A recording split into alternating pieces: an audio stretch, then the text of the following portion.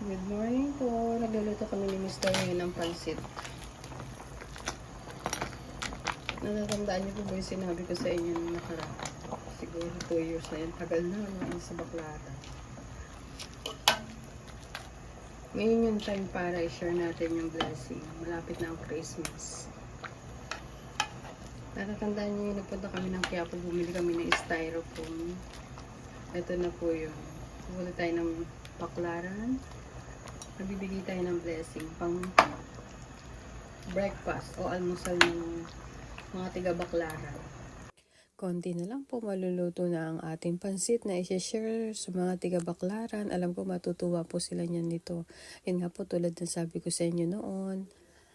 Doon po kami nanggaling sa Baklaran. Ako po, ang mga kapatid ko, nagtinda po kami doon. Hindi ko po kinakahiya yun na nagtinda kami ng palamig, mga gulay, nilalako po talaga namin yan noon.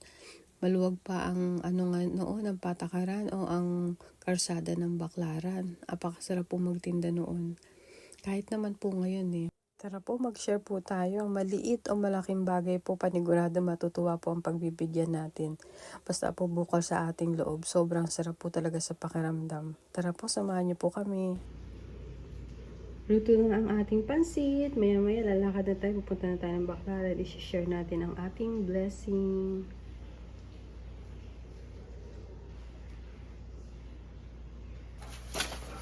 Prepare na ni Mr. ang ating pansit. Naglagay nga rin pala kami ng tasty. Ayan na.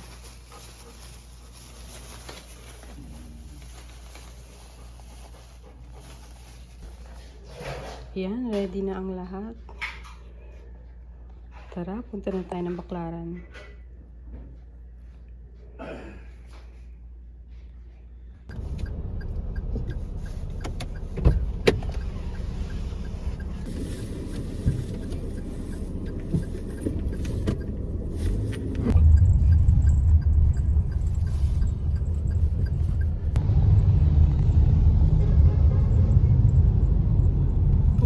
Takbo, hindi tayo ma-traffic.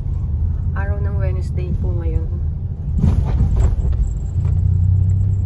Lugar ng Imus. I-stop. Kuya! Kuya! Almusal! Alpa!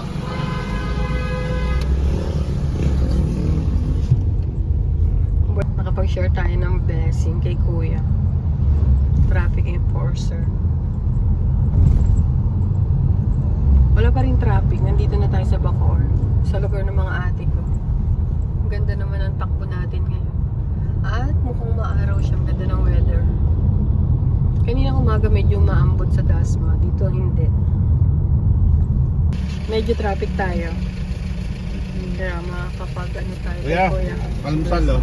Sir, salamat po sir. Merry Christmas. Merry Christmas po. Ayan, medyo traffic tayo dito sa may ano. Stoplight na to ng Bacoor Talaba.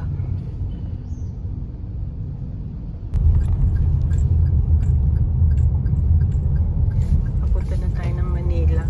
Nakapag-share na tayo sa mga enforcers tsaka sa mga nagtitinda. Kasi medyo may stop-stop yung sasakyan.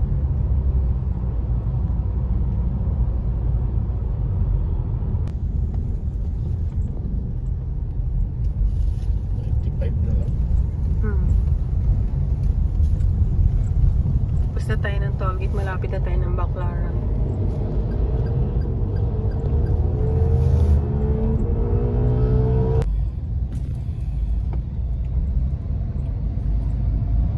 Ito po, Baklaran na tayo ngayon. Makapag-share na tayo ng blessing dito sa Baklaran kung saan ako nanggaling nung kabataan ko. Kasi nung time na yon nakapagtinda kami dito. Tatay. Si tatay. Tayo! Thank you po. Merry Christmas po.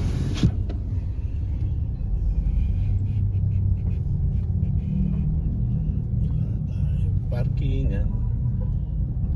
Ayan, tulad ng sabi ko kanina, matagal ko nang talagang naming gusto ni Mr. makapag-share ng blessing dito sa Baklaran. Balikan ko itong lugar na to kasi nung time na yon kabataan ko, dito kami nagtinda ng mga nanay, tatay. Isa pa. Ma-share natin yung blessing natin. Almusal kuya. Thank you, bossing. Ah. Thank you po.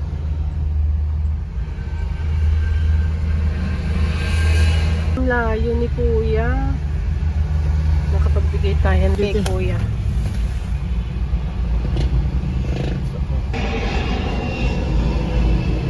Ayun. Kuya. Dalawa. Mas ano siya, dalawa mo ibigay pang ni Kuya. Ayan, may bata pa kasama. Merry Christmas po, Kuya.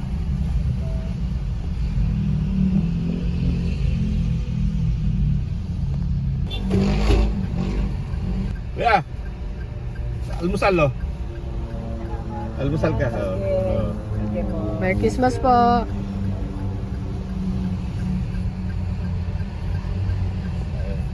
Ito lalabas. Parking muna tayo bago tayo pupunta doon.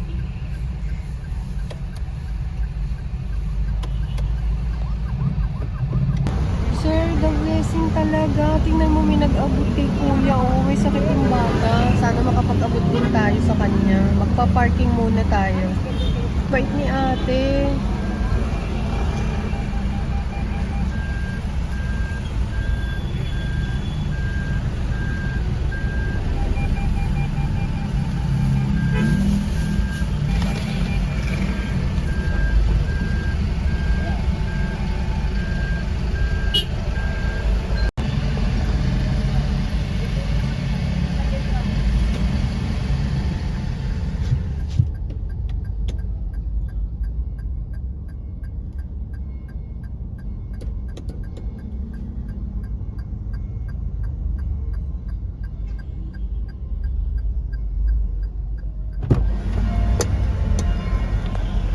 Ayan, nakapagbigay din tayo kay Kuya. Nakapag-share tayo ng blessing. Doon pa sa unahan, sa may simbahan po. Ang dami na po palang tao dyan sa Baklaran. Nag-ikot-ikot kami. Ayan, dito naman po kami sa kabila. Kuya, almusal. Pambigyan mo si Kuya pang almusal. Pansit po. Luto namin kanina. Salamat. Opo. Kayo, Nay. Kuha po kayo. Thank you. Opo. Yeah. Sige po. Grace, gusto mo? Pansit. Merry Christmas po. Merry Christmas. Merry Christmas po.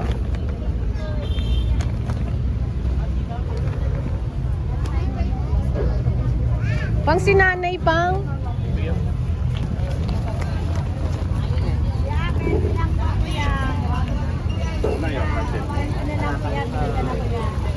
Sinanay. Yan, simba muna po tayo ngayon.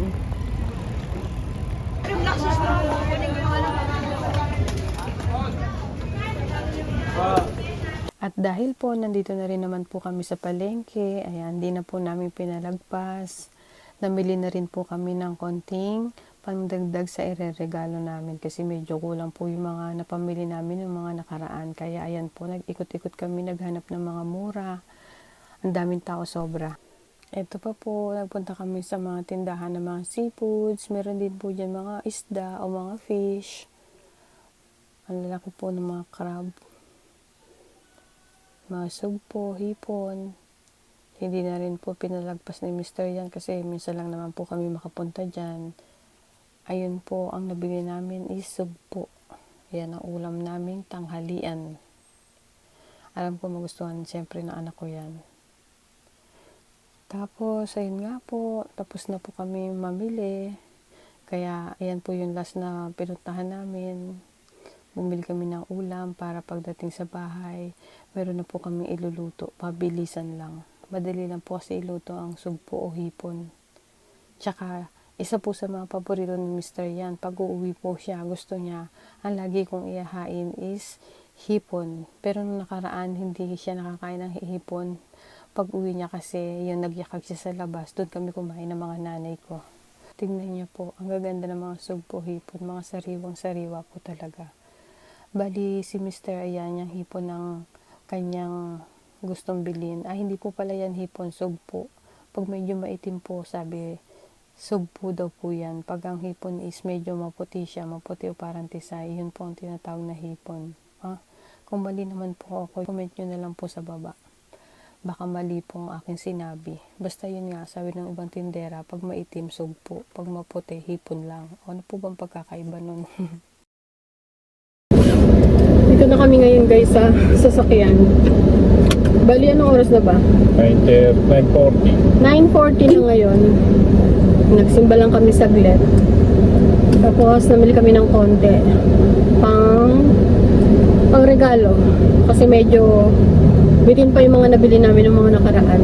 Yun. Katapos namin magbigay ng blessing, yun. Maligi kami, then namili kami ng mga pangregalo konti. Grabe, hindi ko na kayo naisama dun sa paglakad-lakad namin ng sobra dito sa loob ng... Ito, papakita ko sa inyo. Ayan. Nandito pa tayo sa Baclaran.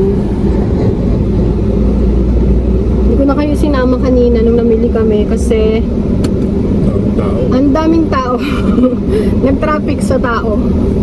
Tao pa lang yun, napakarami na. Lalo nito sa ilalim na yan, yung LRT na yan. Kung nakikita nyo. Yan. Sobrang dami. Ngayon, palabas na tayo.